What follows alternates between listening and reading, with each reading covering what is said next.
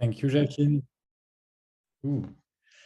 Thank you, Jacqueline. So yeah, tonight we decided to bring you on a travel about leisure. Why leisure? Because that's what makes us human.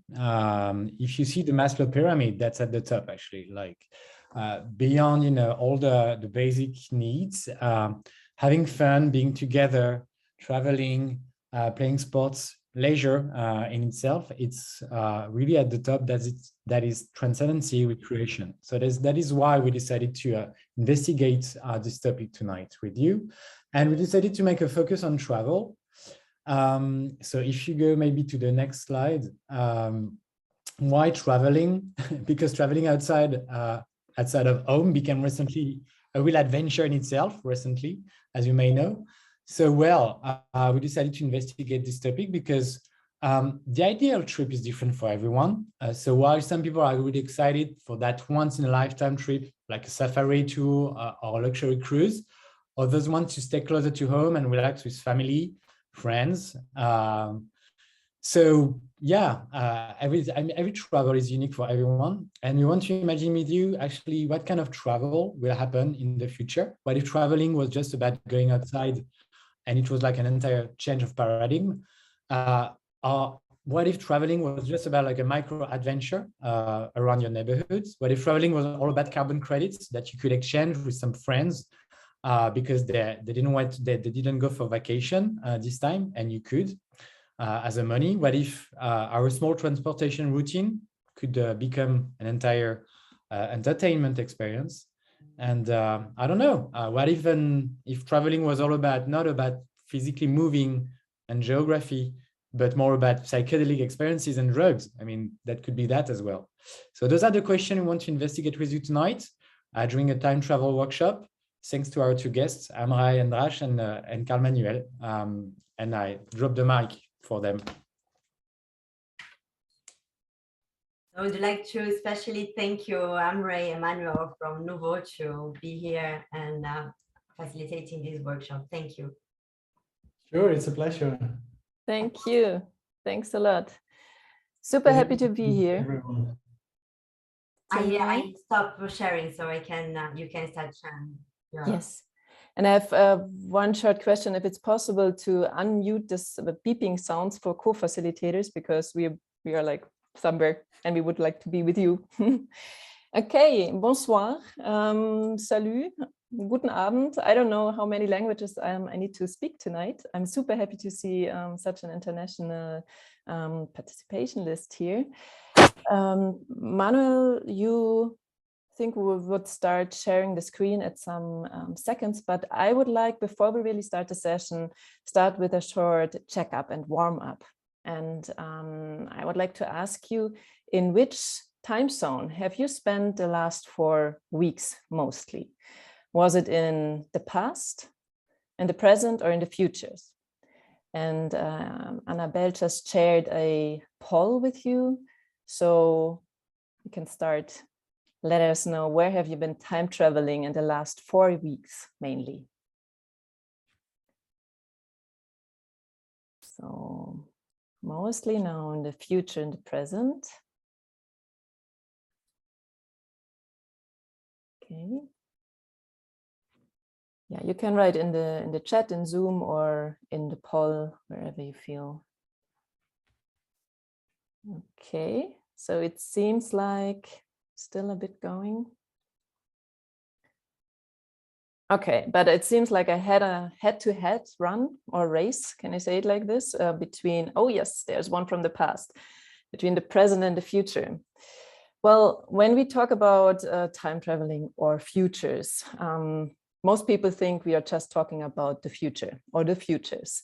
But what is important when we talk about thinking about the futures, we have to think about all the time zones, the 3 time zones. And I'm wearing this ring here with me. I don't know if you can see this. It has the 3 rings. And this is like the past, the present, and the future. Those 3 time zones interlined together. Because to really think about the future and to really be able to travel into the futures, it's important to acknowledge all 3 time zones and really to know, okay, what have I experienced in the past to bring me here to today, and what is my state now, and what do I want to achieve also in a desirable future. Okay, so I show you the results. And this is a short check-in. So it's nice to see that there are a lot of people already traveling with us in the future. And then I would say, Manuel, please start sharing your screen. And we start with a short intro about who we actually are. Does anybody from you here in the participant list know who we are already? No? Okay, so Manu, maybe you want to give a short intro.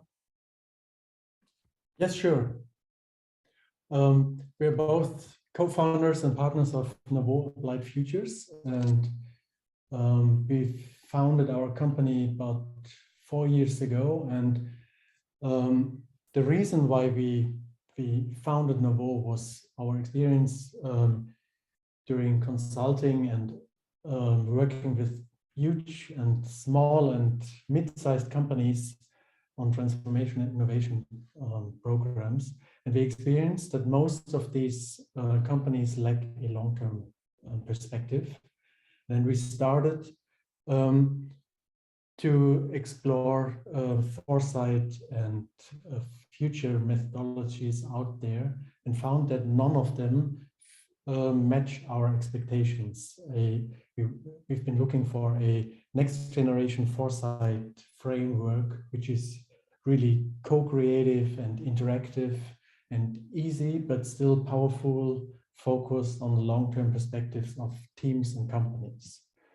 And the two of us have a really interesting match of pretty different backgrounds, which both match also very well together. My background is tech and innovation consulting. I started my first interactive design company back in 1997, playing around with interfaces and web shops and e-commerce applications during the very first phase of commercial internet. And I've been working for many years as a consultant and advisor in the field of digital strategy, innovation strategy, and transformation. Now, Amrei, you introduce yourself, or should I take over? Maybe I just say super shortly some words. I come more from the creative side, so I'm a study communication designer, but I also have some travels into human medicine and applied sexuology, and a lot of experience in experience design. So I actually bring in all those aspects of how can we change the perspectives of people when we look at things, how to actually also approach the business from a different and maybe more creative and uncertain way. So this is a bit my place in Knoweaux, where I try to create formats to really bring people into interactions and conversations about desirable futures. And maybe just one short notice. Today we are presenting not over PowerPoint or Keynote or something, but we are traveling with you over our future modeling platform. So there might be some things that you want to click because they're highlighted as links, but Annabelle will send them to you in the chat, all about infos about our platform. If you want to learn more about the platform, we can talk about it later, but maybe first of all, I guess you're curious about the framework, and we will start now to give you a very short overview of what the future modeling framework is about and how you can use it. But before we dive too deep into theory, we will just do some interactive, collaborative exercises together with you. So this is just a short warm-up, basically, for you to understand what is future modeling and how does it work, which mindset is beyond these 9 steps of the future modeling framework. And as I mentioned, when we started to develop the very first concept of future modeling, we had in mind that there's really interesting and powerful methodologies out there in the field of foresight, but foresight is a very slow and complicated field, and you need time and you need money and a lot of expertise to do professional foresight and future thinking in this field. So we combined all these methods and experiences out there with design thinking, system thinking, and experience design. So our goal was to have an easy and collaborative agile framework which can be used for in any field, in any industry, for any topic. And we also wanted to combine it with a set of really important and relevant leadership capabilities, like system thinking, critical thinking, resilience, and a lot of other things, which we can talk about later if there's time. So when we started back in 2017, we followed a set of principles. And first of all, we wanted to have a standardized process. We will get back to this point later. Standardization is important if you want to scale the process and repeat the process in larger organizations or for larger workshops. And we also wanted to integrate a systemic perspective. We wanted to have a strong focus on long-term strategies. We only focus on desirable, positive futures. We tried to integrate as much as scientific backgrounds from different fields, including psychology and neuroscience, into the framework. And everything is based basically on experiential approaches. We want to support people to sense the future, not just think about it. We want to experience the future. And we always want to apply instantly insights into action.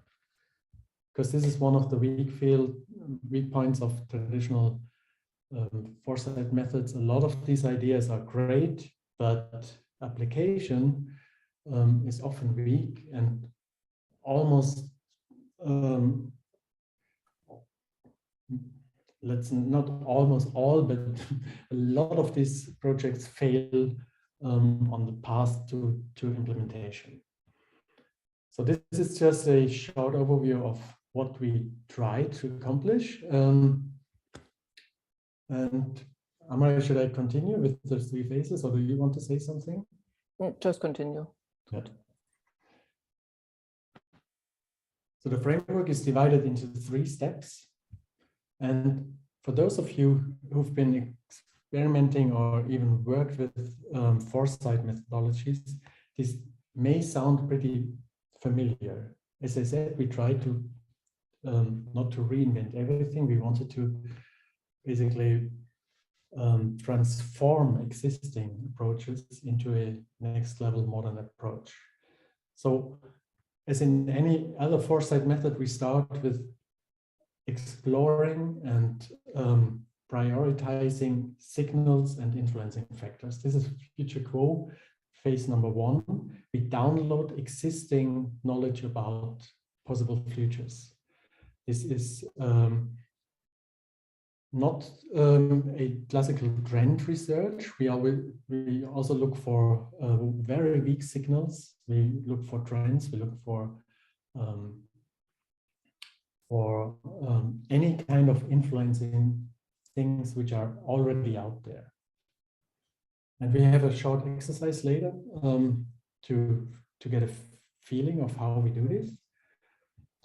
And in the second phase, the desirable future phase, based on these influencing factors, we create scenarios. We create desirable futures and we upload the collective creative power of participants and develop a very quick but still systemic approach of how to create future scenarios based on different principles and influencing factors. And from there on, we try to look for the essence of these scenarios, and we call the essence future DNA. And based on the future DNAs, we jump to the phase number 3, applied futures. And during this applied future phase, we only focus on concrete action, on decisions, on projects of how can we close the gap between here and now and a desirable, positive, strategic future. And our learning philosophy is actually not learning by listening, but learning by doing, learning by experiencing. And that's why I would say we directly jump into the framework and see how we can actually download and upload and think about the futures and all these things ourselves. So let's bump up this nice, beautiful pink brain that you just saw there. And we will directly, if there are no questions for now, jump into the first phase. This is the future quo phase. And now will you explain the future quo on the Miro board, Manuel? Or what is your thought? Yes. Yeah, okay. So I will, for the ones who, we will work now super shortly, easy on the Miro board. For the ones who are not familiar with Miro and have technical issues, you can contact Annabelle, speculative/Annabelle. I just shared the link to the Miro board in the chat. And Manu, maybe you can already start explaining the future quo and zoom up a little bit more in, please. Maybe before we jump into the future quo, who of you know the so-called future triangle from futurist Inayatollah Sohail Inayatollah? Does anybody know his framework?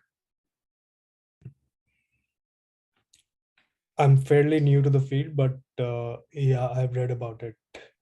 Okay. It's a pretty simple, but we believe also very important and almost classic way of researching influencing factors. And the future triangle has 3 different fields. First field is the so-called future images direction. It's basically fantastic images of the future, which we all have in our head. It's probably images from science fiction movies, from books, from articles, from discussions. When we spark your brain on the futures of travel, for example, in the background, and subconsciously your brain is creating these pictures, and the download of these pictures is the first step of the future quo phase.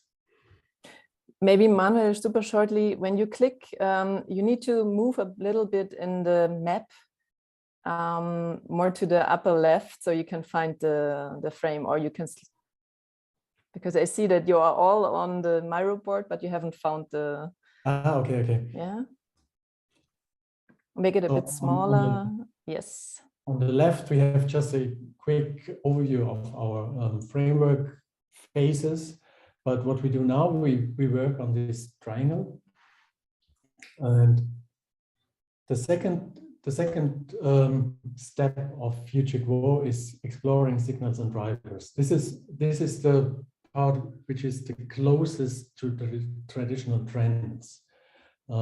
This could be, for example, things like decentralization, homeschooling, artificial intelligence, a lot of tech stuff, but also really important social factors, ecological factors.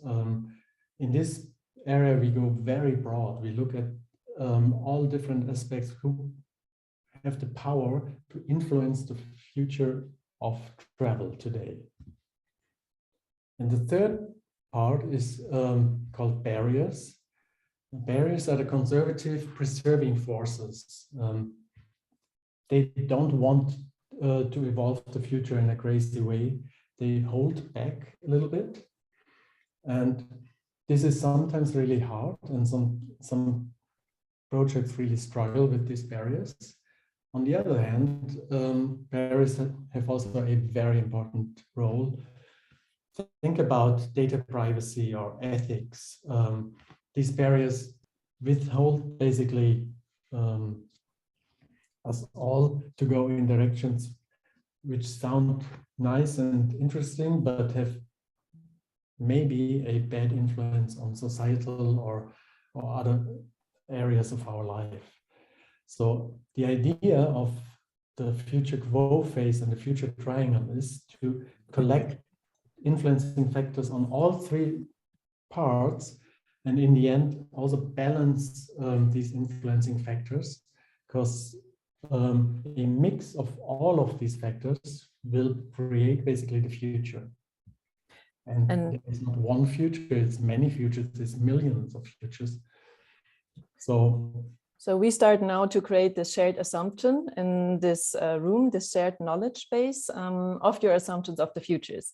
And you see there in this blue area, now I need to see where I am, in the around the 4 key factors, you see those post-its, the blue, the light blue, and the turquoise. So please all come to the parts of the future Knoweaux now.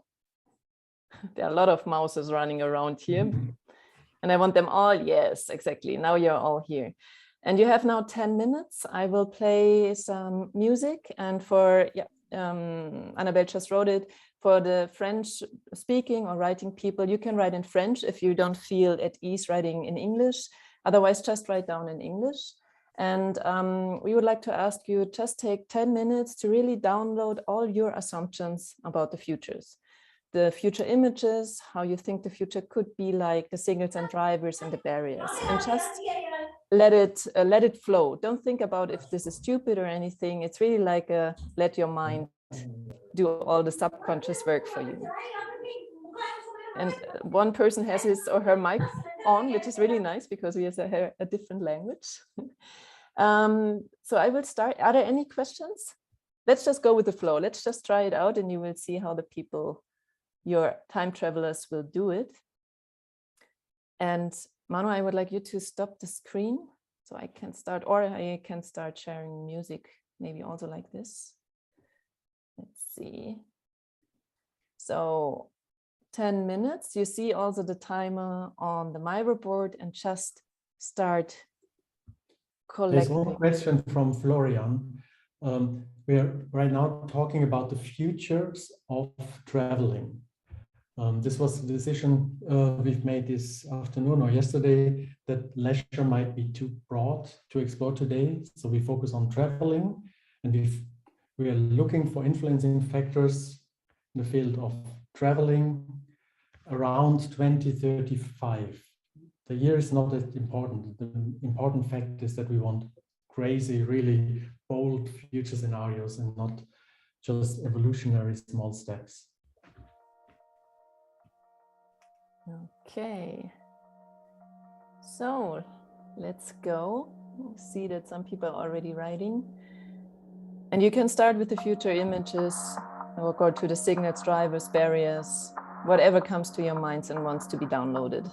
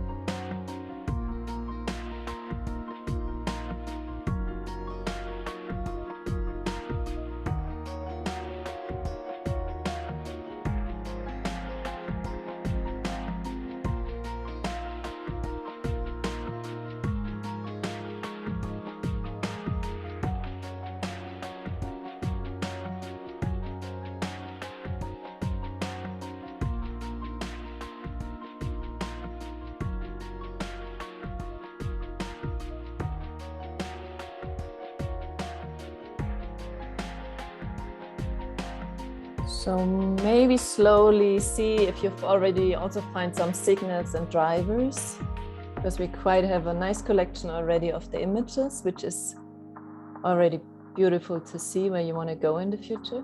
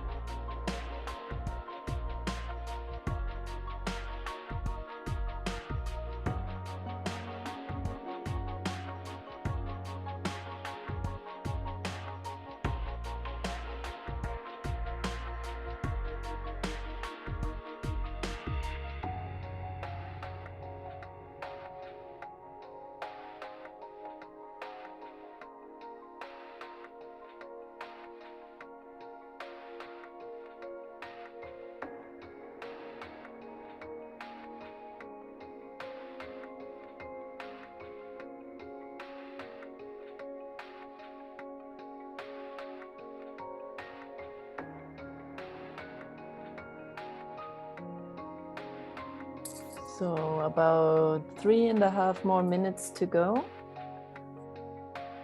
So let's see, even if maybe you don't want to think too much about barriers, it's not bad to think about them, and they're not necessarily bad at all. It's more like showing up a big picture of all assumptions. So let's try to create a holistic picture. Super.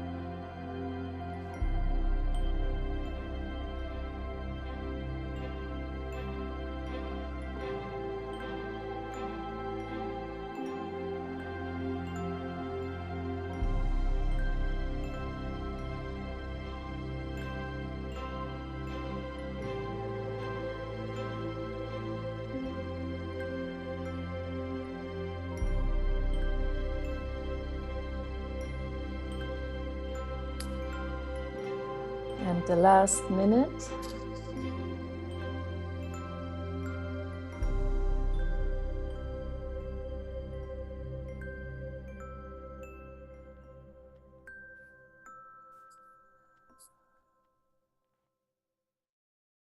And we do the last 30 seconds in silence.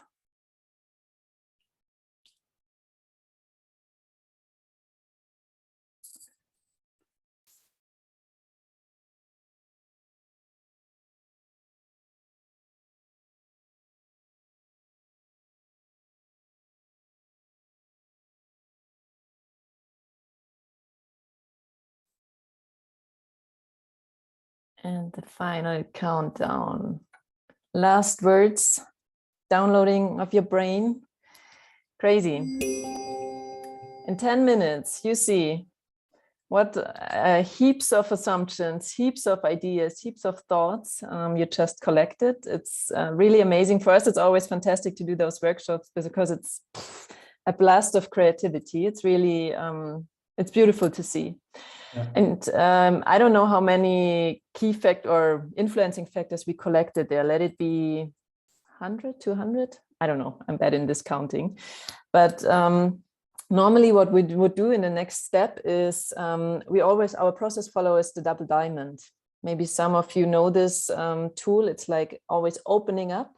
So it's like brainstorming, putting everything down and then always trying to close it again, to take decisions and to really narrow it a bit more down. So what we would do now is out of all those influencing factors, decide in an iterative process on the 3 final key factors. And this is quite a long process when you can imagine to do this with CEOs, with everybody who wants his or her idea to be really the final ones. So making a decision here takes quite a while. So for our session today, as it is like an example session, we would like to let it stand here and leave you with this swarm intelligence, with this pool of fantastic influencing factors that we collected. But just have in mind, normally we would narrow it down to the 3 key factors and move further on in the process with those factors. And maybe we should also say that this process, comparable to all other steps of future model, can be done really quick. We just took 10 minutes, but if we have the time, it's really worthwhile to spend a half day, maybe even a whole day on this process step to explore and research all influencing factors and also questioning the meaning behind them. It's also an exercise on critical thinking, because a lot of influencing factors which are named basically during this exercise have also a tendency to be cliche like pictures, and we want to question each cliche. We want to get the pure essence of influencing factors and the concrete understanding of the meaning behind these words. Shortly, Jerome asked, would you be using intuitive clustering, and on what base do you narrow it down to 3? This is, well, we do a dot voting. Most of the times, if we do this like in this digital workshops, for example, first of all, we do a clustering to see if multiple influencing factors are like similar. So we cluster them, then we do dot votings, and then we narrow it more and more down. And in the end, when we see, okay, there are some contradictionaries, we really go into discussions. So it's based on the decisions of the participants. We are just the facilitators in this case. And if we do professional longer workshops, we do not use Miro for this step, because if you have more than 100 post-its on a Miro board, it's really hard work to cluster them. We use our platform, and the platform is allowing artificial intelligence enforced clustering and is supporting us to find basically clusters much easier than doing this on a Miro board.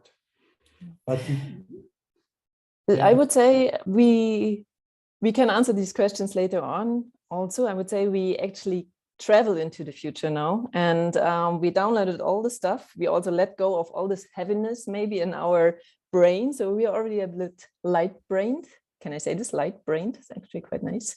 So maybe Manuel, if you would reshare your screen again and go to the second phase, the desirable futures phase, because now it's really time to time travel, and you can maybe shortly introduce this section.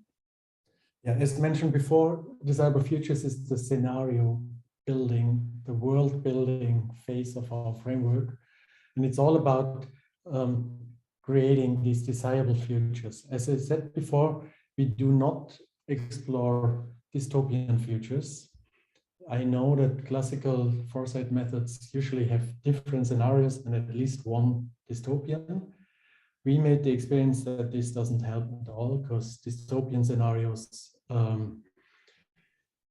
make people anxious, and we don't want to have positive energy. We want to make positive curious. energies. Yeah, we want you to be curious to shape this future and not be scared about, oh my God, climate change, everything will be really bad. We only focus on positive futures, and we have, as you see here, a lot of steps in this scenario creation process.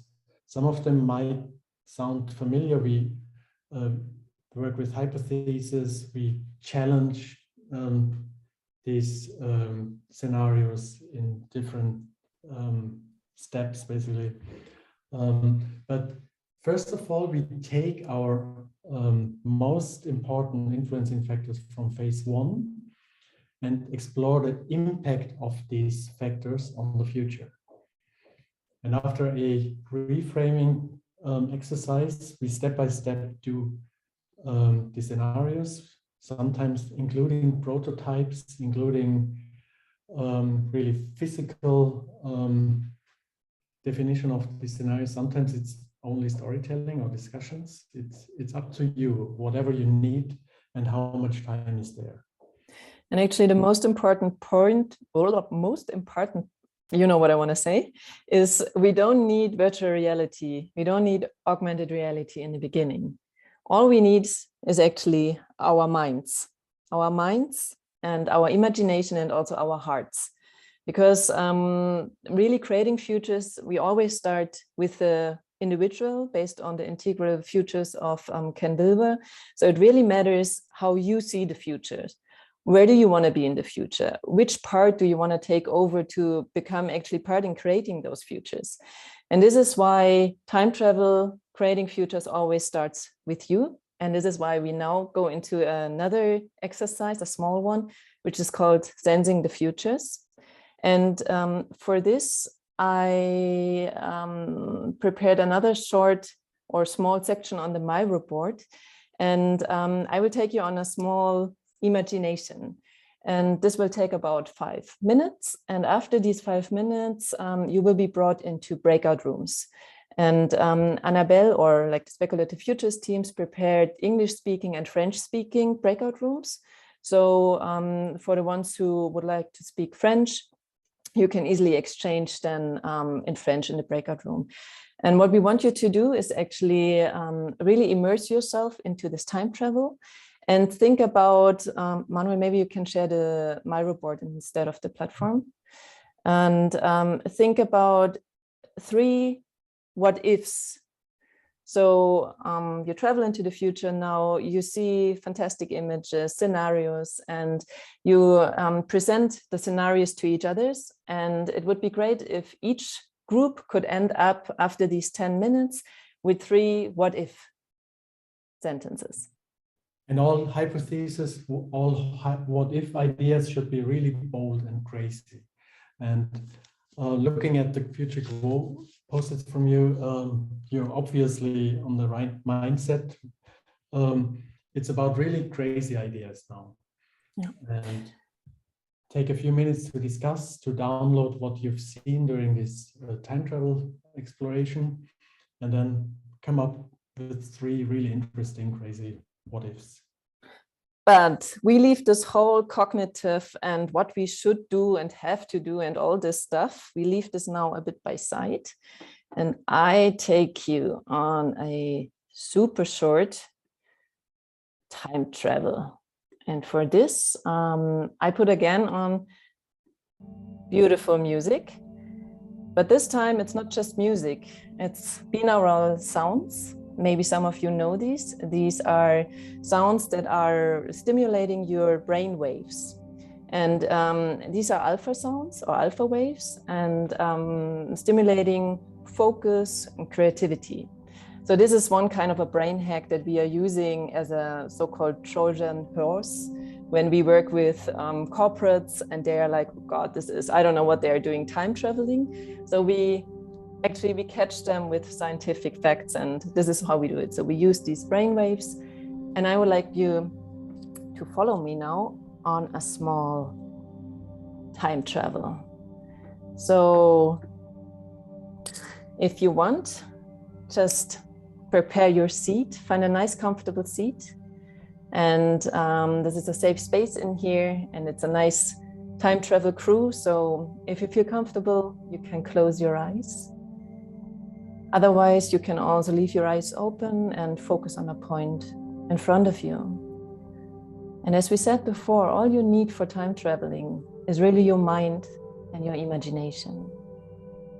And therefore, we first ground ourselves in the here and now. On this evening in 2022, and you can still like move your body a bit and find a nice spot to sit. And then we can collectively take a deep breath in. Just to let like this whole week, which we already like have in our bones and muscles, let it out and really arrive in this moment of now. And just focus for some seconds on your breath.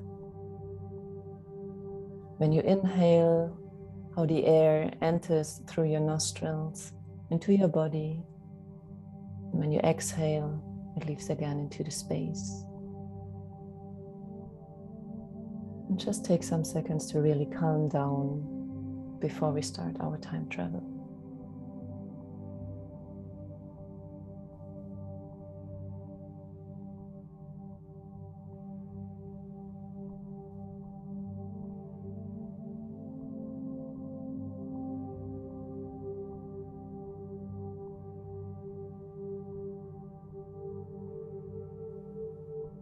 Let the thoughts just pass by like clouds, like movements. And just focus on the present moment.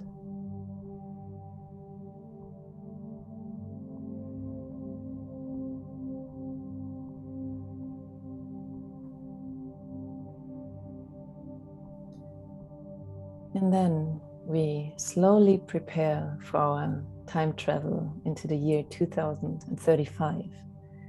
And for this, we pack all our assumptions, all our knowledge, all our shared knowledge that we just created about the futures of travel.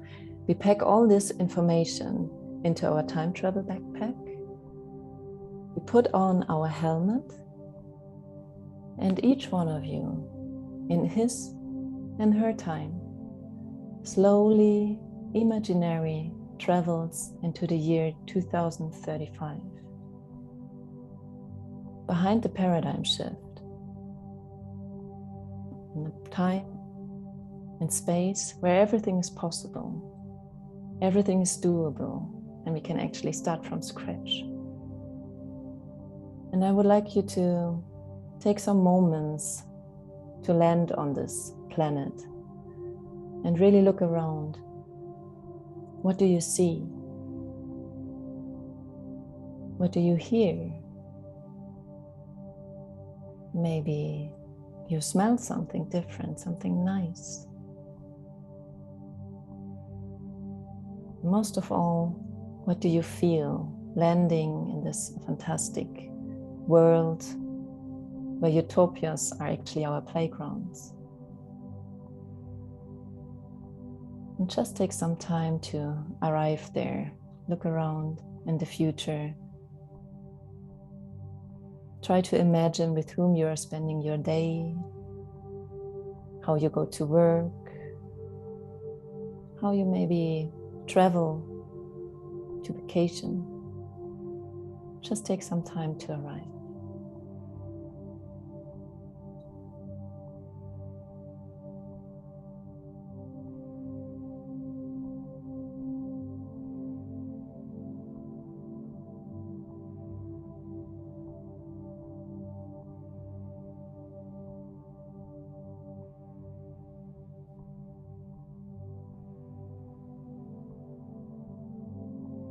And always remember, we are just traveling into positive futures, positive scenarios.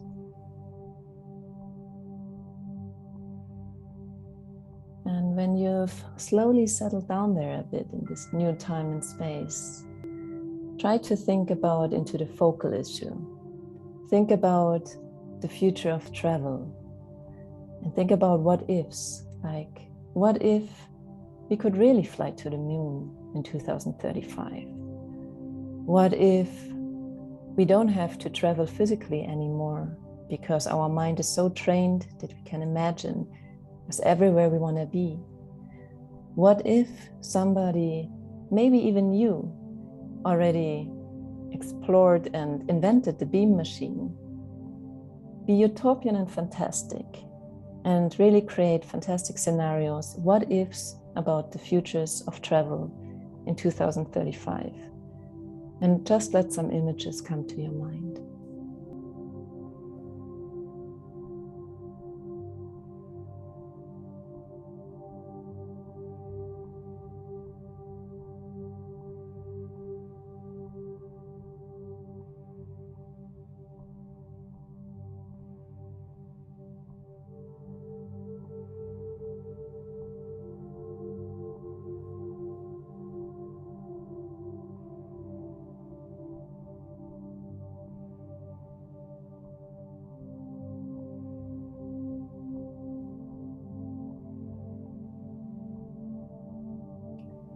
And as this is unfortunately just a super short time travel, I would like to ask you to pack your most desirable, most fantastic and utopian what ifs into your time travel backpack, so you can enthusiastically tell your time travel companions about it in your breakout rooms. Put your helmet on. And now we stay in the year 2035 and just slowly travel in space, and you come back here into the plenum. I lower the music. You still stay in the year 2035. And I would like to ask Annabelle to slowly start the breakout rooms. And we see you here in 10 minutes. And whenever you have a question, just come back to the plenum. And we're here. Just enjoy the exchange about the futures of travel and create fantastic what ifs.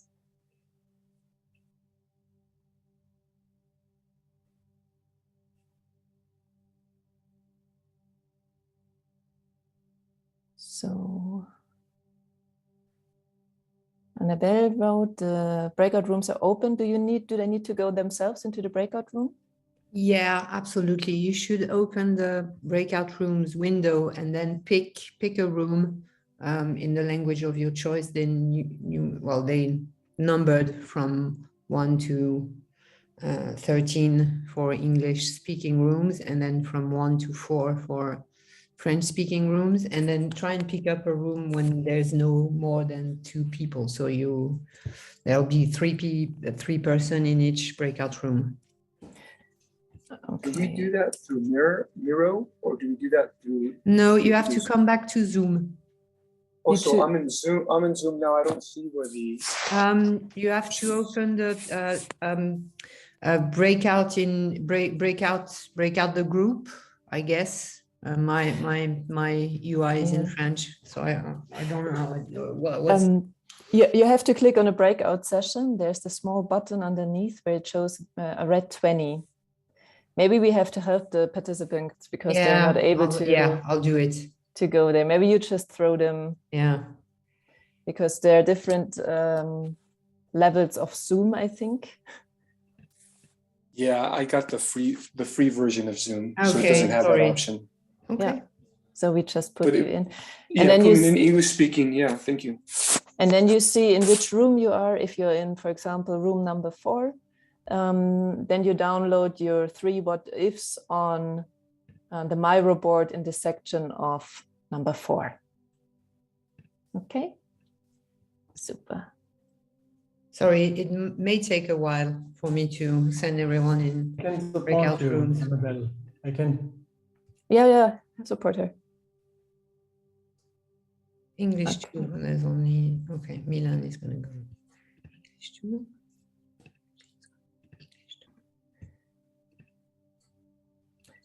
So we say like 10 past 8. Let's see. Thank you. Thank you for that help. I was the No. only one in the room. Yeah, well, yeah. I- I've sent people your way. So, Okay, if you can send me back. Okay, please time travel me back to the future of that room. that's okay. That's okay. Okay, where are you? I can't see you any longer in the people who are not in a room. Let me see. I'll come I back should to be you. ready. Okay. Oda.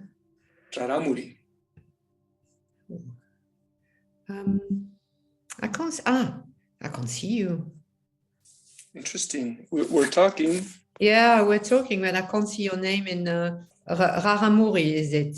Yes, that's me. So you should be, yeah.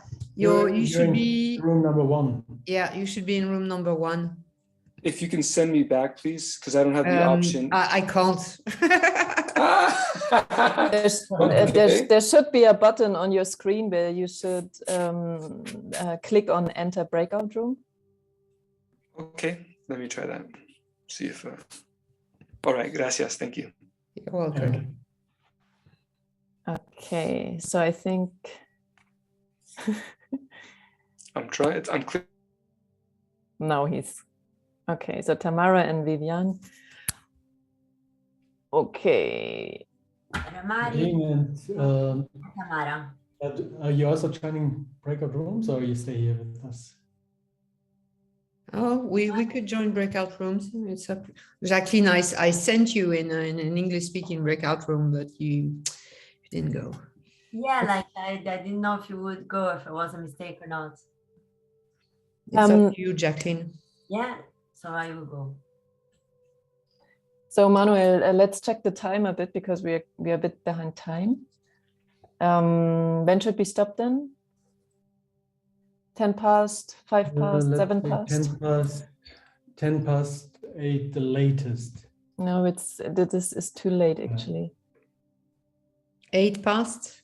Yeah, let's do 7:50 past. Okay. Okay. I don't think I have that kind of, detail level on my digital clock, but whatever. I'll wing it. Maybe I just write them a message that they have 7 minutes to go. Yeah, Yeah. I'll let you do it. Okay.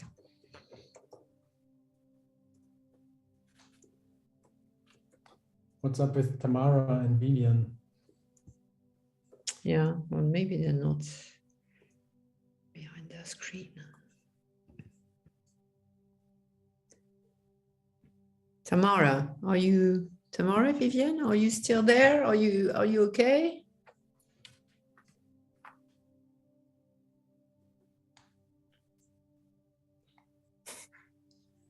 Yeah, Well, they will be there, yes. I got a little bit lost in my present, I think, so it took a bit too long. Oh well. Yeah, it happens.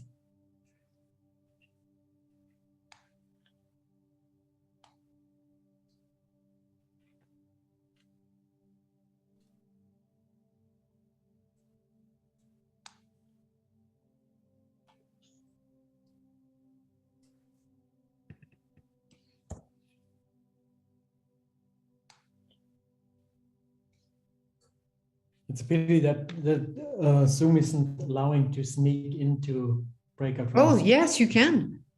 Oh yeah, but you know, not be seen. Okay. Yeah, not be seen. Ooh, Manuel. Yeah, sometimes it would be really interesting to listen and just see what. Spy on people. Yeah. Yeah, you to be the in French we have a saying, you know, I'd love to be a fly. Mhm. You know? Yeah, it's not about spying, basically. The fact is just when I would enter one of the rooms, I would interrupt the discussion. Yeah. So.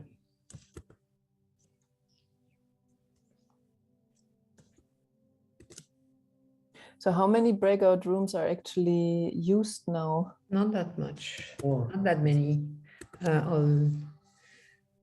One, two, three, four, five, and two French, seven.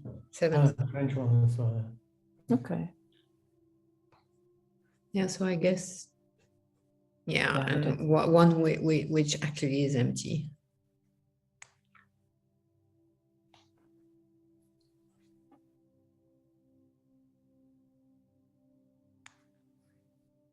This is so funny with these digital sessions. I mean, how many people are there? 20? Yeah, I guess 25, that huh? half the people Yeah. turn around. 26, yeah. Yeah. Like these whole online sessions is, I mean, people are tired doing all these things, I think. Yeah, and you tend to register hoping that there'll be a recording or so on and Yeah. so forth. And then at the last minute, now you can't be bothered Yeah. to go to another Zoom thing. You are still recording, no? Are you cutting this out? Yeah, I am. Yeah, well. Are you editing it later? Yeah, yeah, sure. Yeah. Okay. No, I'm right. We'll keep it. Well then, let's do it. We haven't said anything that we would regret, apart from Manuel wishing to be able to sneak in.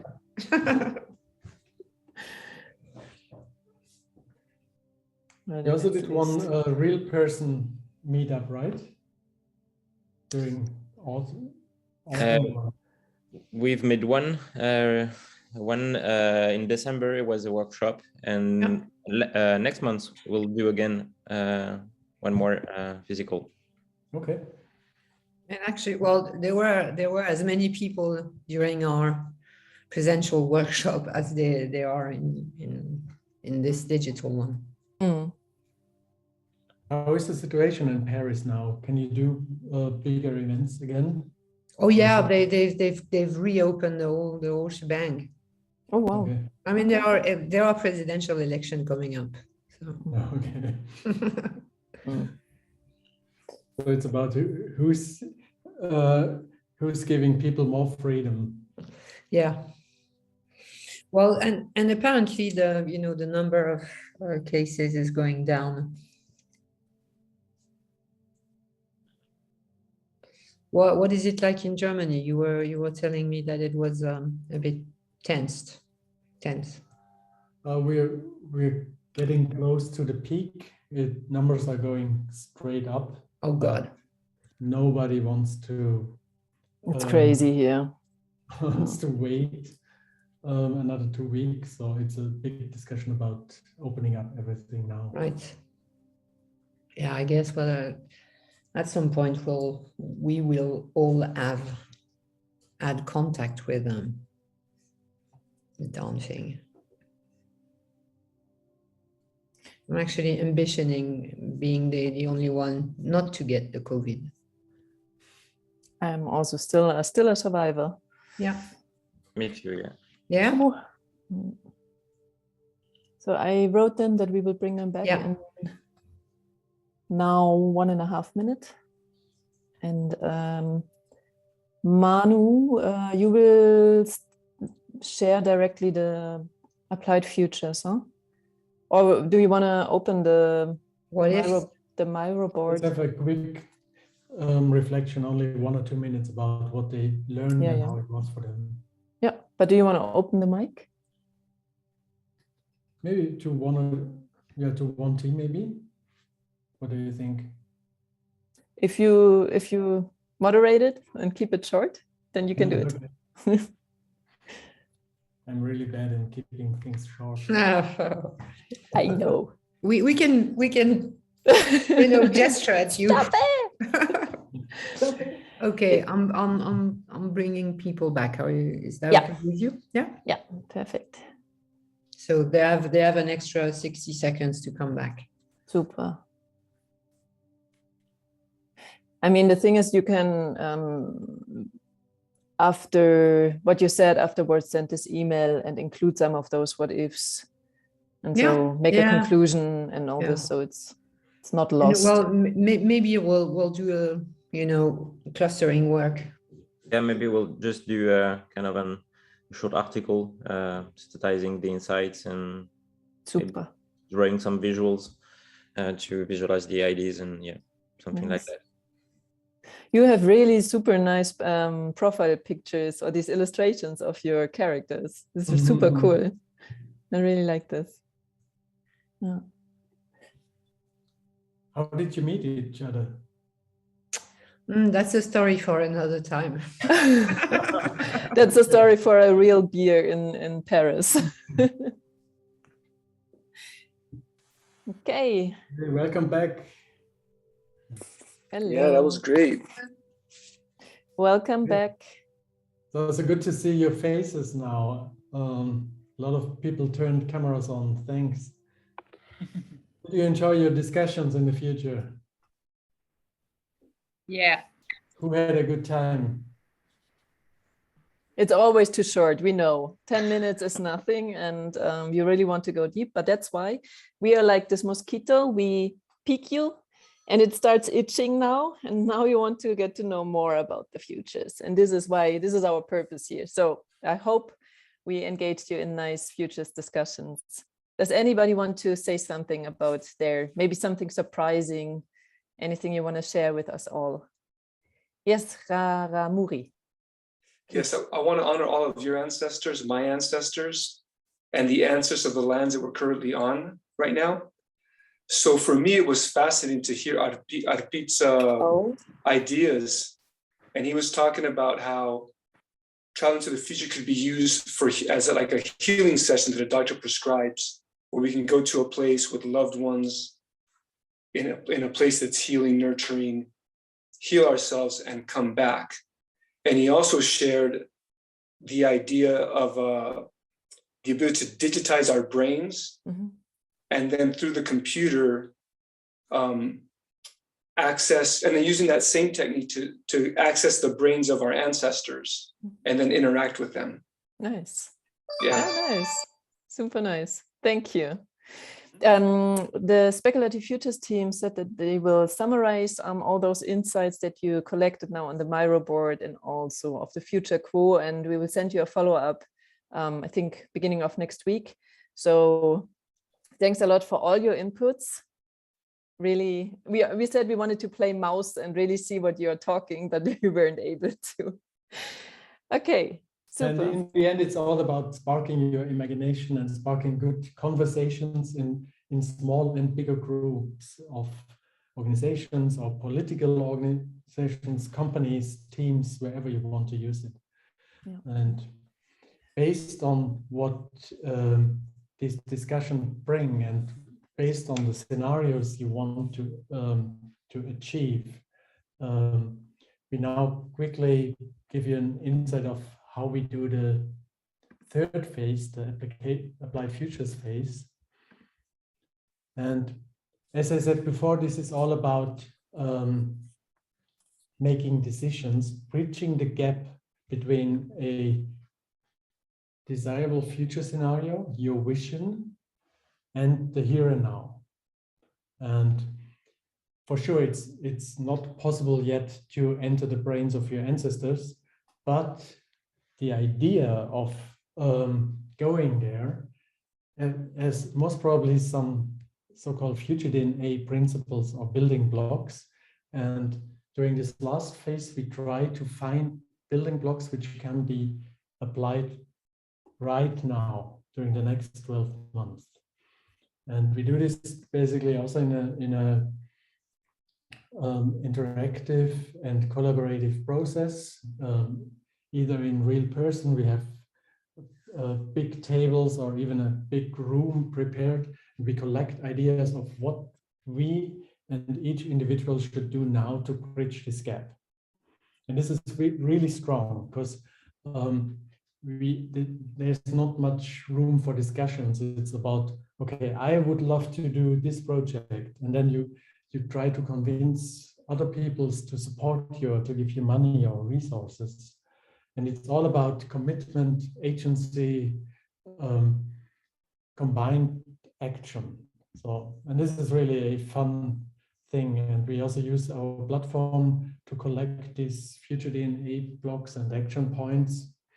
And in the end, we do not leave the workshop without a concrete roadmap of things you as a team or you as a organization want to do, including the personal commitment from people. Yes, I will take care of this specific problem or challenge, or I will kick off a project exploring some things. So this is the power of future modeling, that we do actionable decisions, basically. That's why we call ourselves Knoweaux Applied Futures, not Knoweaux Speculative Futures. This is also a great field of design, but we want to have results in the end. And you can use future modeling basically in a whole range of different application fields. You can use it in business transformation projects.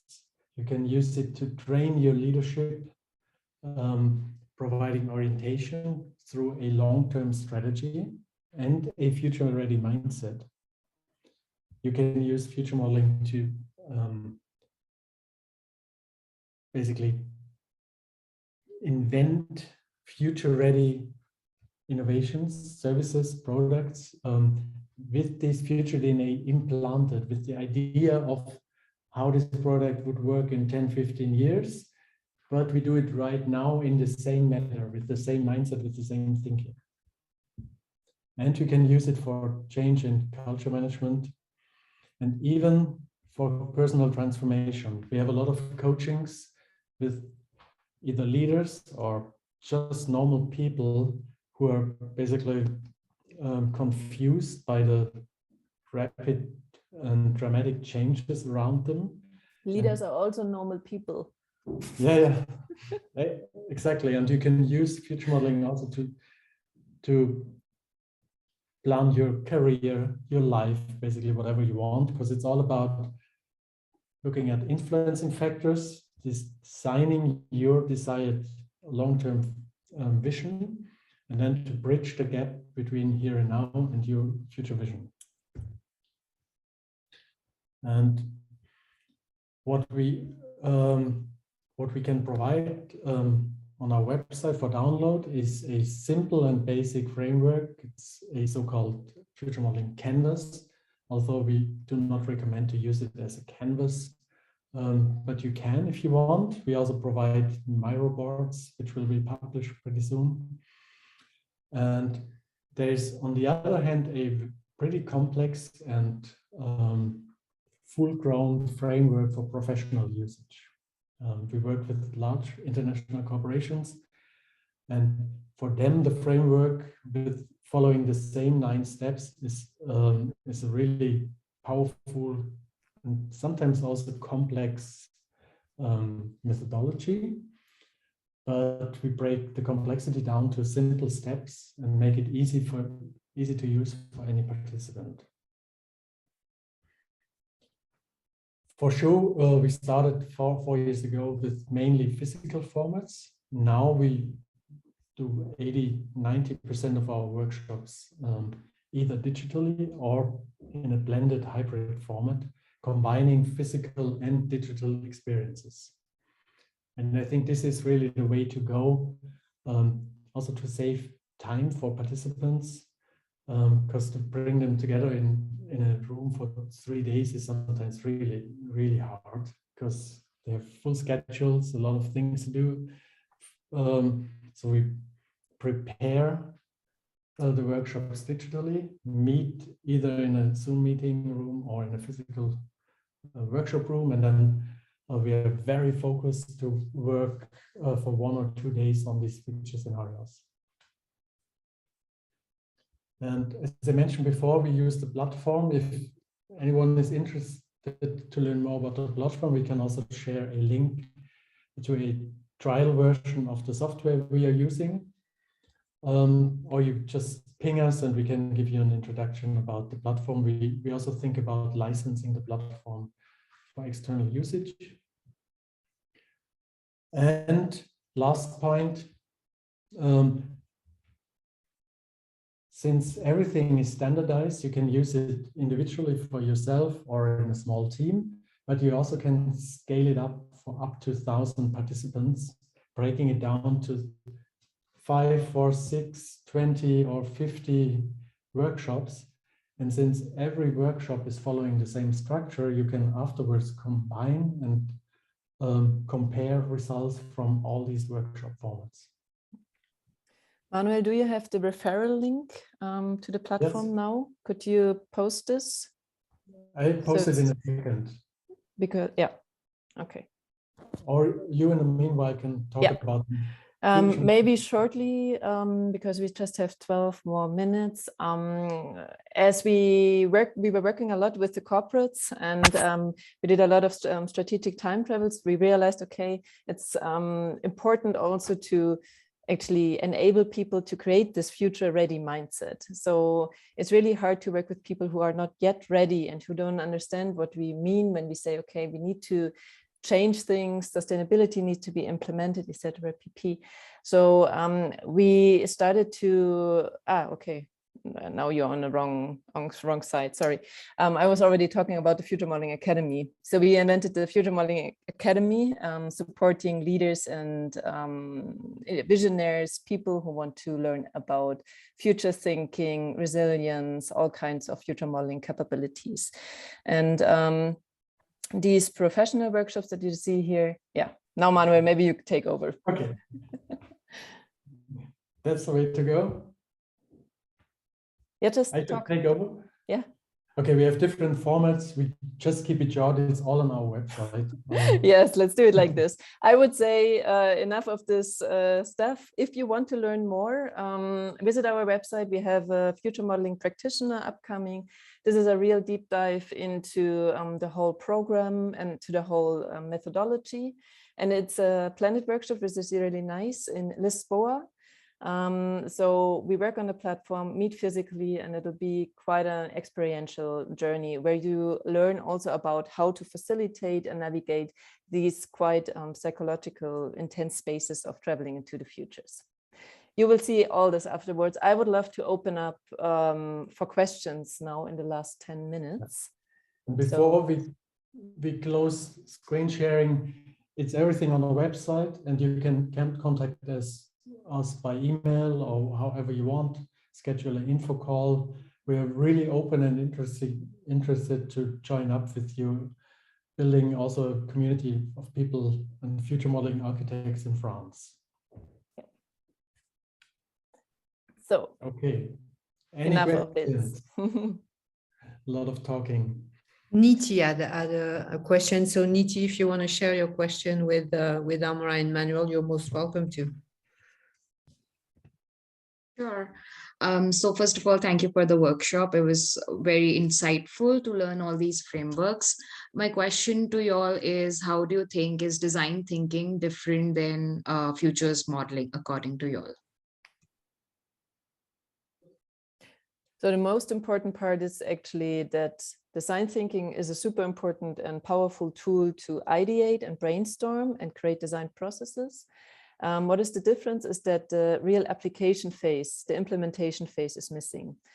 So we have a lot of, like I said before, the double diamond, opening up, narrowing down, opening up, narrowing down. But what is important at the end of the applied futures phase is that we create a concrete action step plan for the next 12 months. And design thinking is, like also innovation, is most of the time based off things that have already been there. So facts from the past And future modeling, we travel into the futures and create, let's say, different assumptions from the futures, which we wouldn't have had if we wouldn't have traveled into the future. So it's really a change of perspective. Design thinking looks from the past on innovation, and future modeling looks more from the perspective of 2035.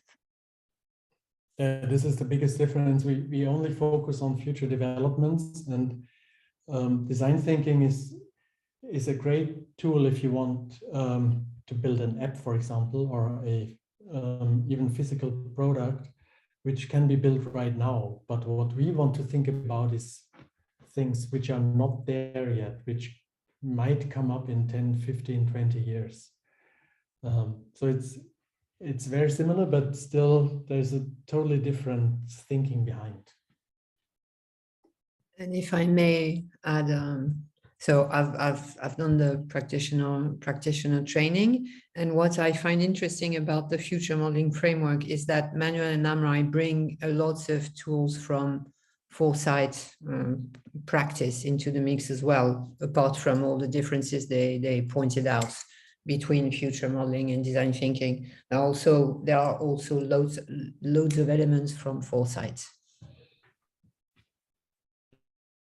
Definitely, thank you. Yeah, so it's like a toolbox interlined with different perspectives and frameworks. And also maybe the question from Mani fits quite well. Do you incorporate system thinking into your practices? How would they be relevant? So system thinking is actually one of the most important elements of future modeling, because it is important that you have this systemic perspectives. We use the Steve V model often to open up the minds also of the people, so that they think in social, technological, environmental, ecological, political, and also value-based factors. And this is also the scenario building part is hyper systemic, because you need to understand that in the futures, you have to go from the ego to the eco driven aspects. So the scenarios are based completely on different stakeholders and different systemic interrelations. Yeah, future thinking is sometimes really complex, and you have two chances. Either you oversimplify, which is not a good way to go, or you get drowned in complexity. And system thinking is helping us to understand the bigger picture. So as Amrei said, it's in the core of future modeling. This is also a big differentiation between future modeling and design thinking, because we include different ways of navigating complex systems. And maybe also to add there, sometimes it can happen that during this time travel, people or whole organizations realize that maybe in 2035, their business or their service is not in need anymore. So the difference between also their design thinking is, or other methods, is that you really have to also give and hold up psychological space, because you really walk through uncertainties. There are a lot of fears maybe coming up. You also know this feeling maybe of not knowing what happens in the future. So it's really, that's why it's also recommendable that if you go on a future modeling workshop with a bigger corporation, that you are trained and that you also do this with two people, so that you're not like, it can be easily, run over there. Okay. Are there any more questions? I'm sorry, I have a question, but I didn't put it in the chat. Just open. First of all, many thanks, because it was really, really interesting and quite surprising at the same time. So many thanks. My question is about the how do you involve people? Because it could be like a little bit disturbing to this time travel, for instance, and how people really surprised, or do they involve themselves? I'm sorry for my poor English. I'm quite no. I think tired. Oh, good. But okay, this is my question, and many thanks again. Well, today we really threw you into this time travel without really asking and preparing you much. Normally, it's really like creating a safe space. So it's a closed time travel workshop. We invite them for all these actions that we're doing. And we are also asking them to leave their comfort zone and also trust us as their travel guides. So leaving their comfort zone gives them actually the possibility to grow. And this is what we do in all our strategic time travels and workshops. It's really about building up trust. And it's really about nothing bad can happen. So that's why I also said, if you want, you can focus on a point in front of you. But it's actually out of these how can I say this?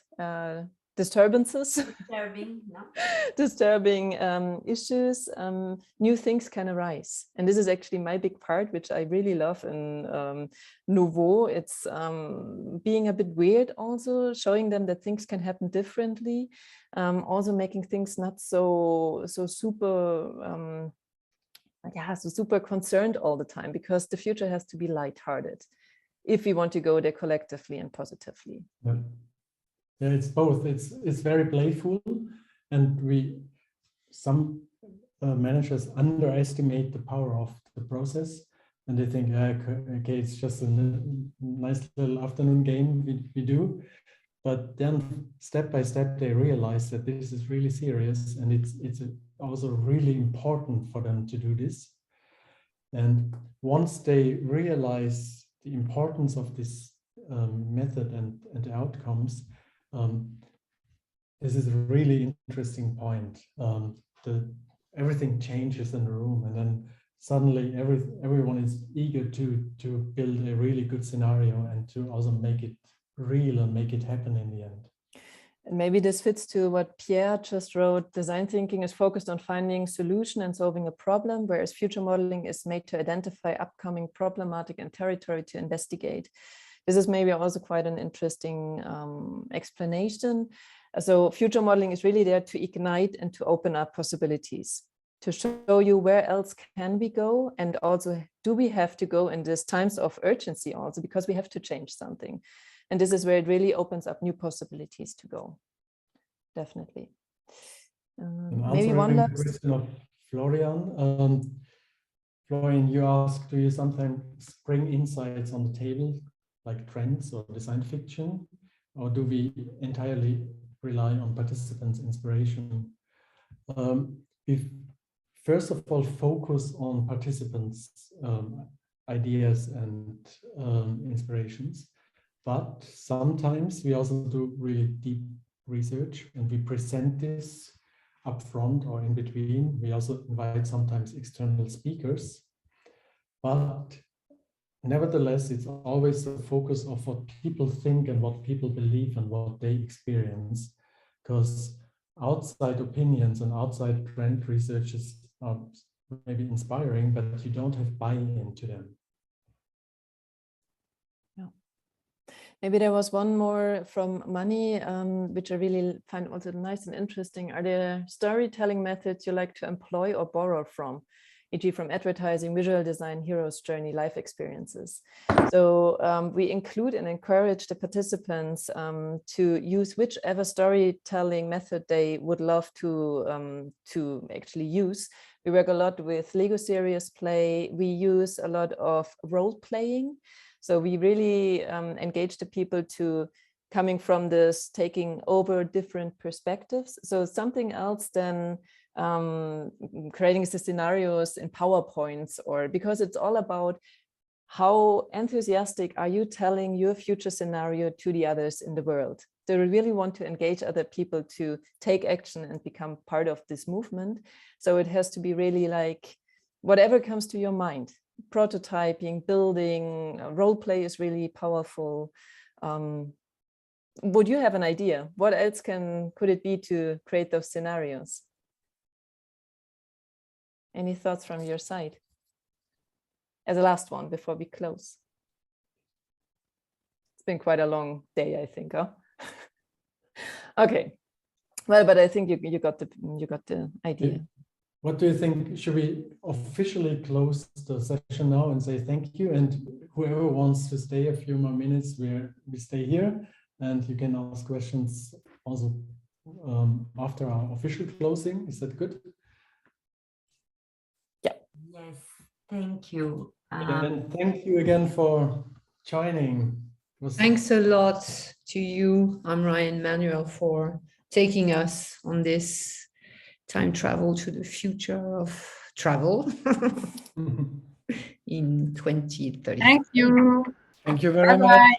Yeah. Thanks so much. Bye. Have a nice evening. And stay in touch. Would love to keep on exploring together with you. Yes, Many, thank you many very much, Amrei and Manuel, for this time travel. And for those who'd like to be in touch and to see the next events, you can follow us in the LinkedIn or join the Slack community, or check our new articles in Medium, or we're gonna also publish this recording in the YouTube channel. And now in March, we're gonna organize a roundtable around the world building and future. So we're gonna keep you updated on that too. Thank you very, very much, Manuel and Amrei, for this session. We're gonna very happy to have you both here with us. Great. Thanks a lot for inviting us, and thanks you all for the ones who are still here, for participating, asking these questions, because it's all about these conversations actually that makes an exploration of the futures. So for those who would like to ask some more questions, please, you can stay and clarify some questions too.